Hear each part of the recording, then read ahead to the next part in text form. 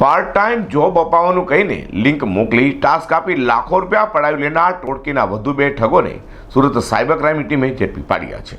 Surat cyber ક્રાઇમે જણાવ્યા મુજબ સુરતમાં રહેતી મહિલાને પાર્ટ ટાઈમ જોબ અપાવવાનું કહી લિંક મોકલી તેઓને તેમના રજીસ્ટ્રેશન કરાવી વિવિધ ટાસ્ક પેટે 7,64,000થી વધુ રૂપિયા પડાવી લેવાયા હતા, જેને લઈને સુરત સાયબર ક્રાઇમમાં ફરિયાદ નોંધાતા સુરત સાયબર ક્રાઇમની ટીમે તપાસ હાથ ધરી અગાઉ આરોપીઓ અમન રાજકુમાર યશપાલ જૈન, અમિત નરેશકુમાર ગહેલોત, મનુ મુખરાજ ઈશર અને રમણ વિનોદકુમાર ગોલાને ઝડપી પાડ્યા હતા। તેઓના ભાગતા ફરતા વધુ બે સાગરીતો પંકજ હરિકિશન શર્મા અને અમરદીપ નાનકચંદ રામકલાને પોલીસે ઝડપી પાડ્યા છે। સુરતના એક ફરિયાદી અનનોન નંબર ઉપરથી એક ટેલિગ્રામના માધ્યમથી મેસેજ આવેલો હતો, જેમાં તેઓને ઓનલાઈન લિંક મોકલીને તેમની સાથે જોબ માટેની ઓફર આપવામાં આવેલી, પાર્ટ ટાઈમ જોબ માટે।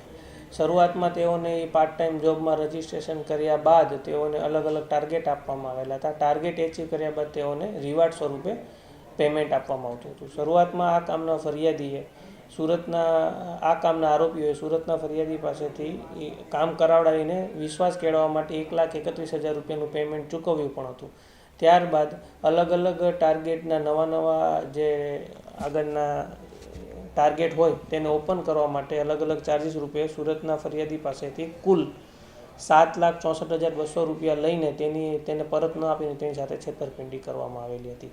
તે અનુસંધાને Surat city cyber crime police સ્ટેશનમાં ગુનો નોંધવામાં આવેલો, જેમાં આઈપીસીની કલમ 420, 120B તથા આઈટેકની કલમ 66D અનુસંધાને ગુનો દાખલ કરીને આગળની તપાસ હાથ ધરવામાં આવેલી, જે આ ગુનામાં આ પૂર્વ પણ કુલ 4 આરોપીની સુરત સિટી સાયબર ક્રાઇમ સેલે ધરપકડ કરી છે।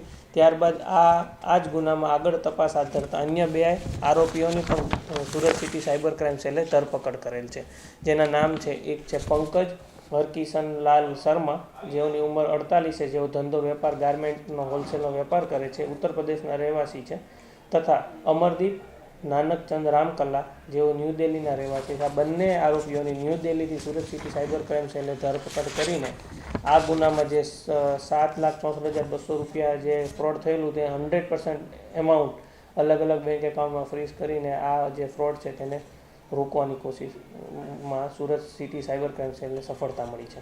હાલ તો સુરત સાયબર ક્રાઇમ દ્વારા લોકોને પણ આવા ઠગોથી સચેત રહેવા અપીલ કરાઈ છે અને અજાણ્યાઓ સાથે ઓનલાઈન પૈસાનું ટ્રાન્ઝેક્શન ન કરવા પણ જણાવાયું છે। અઝર કુર્સી સાથે હર્ષદ સેઠા।